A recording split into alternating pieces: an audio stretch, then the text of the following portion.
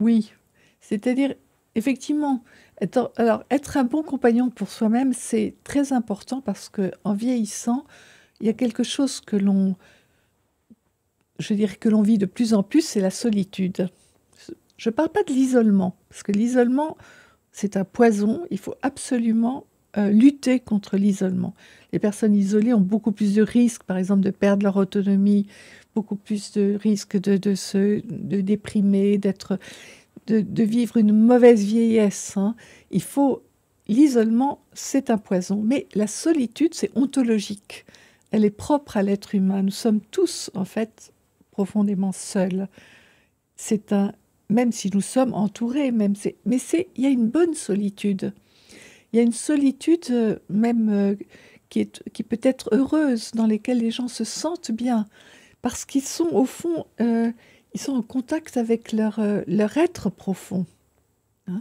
Et donc, quand on est un bon compagnon pour soi-même, c'est-à-dire qu'on est bien avec soi-même, on n'est pas obligé je dirais, de combler sa solitude en allant voir quelqu'un ou en téléphonant, on est, on est bien avec soi-même, avec son être, avec sa pensée, avec son imaginaire aussi. Moi, je vois des personnes qui sont assises comme ça, elles rêvassent on leur demande si ça va bien, mais oui, je suis bien seule. Là, j'ai toutes mes pensées, voilà, et on va leur coller la télévision d'office, par exemple dans les chambres d'EHPAD, pour les distraire en leur disant, mais non, c'est pas bien d'être seul dans vos pensées. Et les personnes ne veulent pas. Elles veulent qu'on respecte cela. Donc c'est la même chose d'ailleurs pour les enfants, en fait. Un enfant qui est seul sur une chaise et qui rêvasse, on va lui dire, c'est pas normal. On va lui donner une tablette, on va lui dire, va jouer avec des copains. On ne respecte pas le besoin de solitude que, que l'on a tous.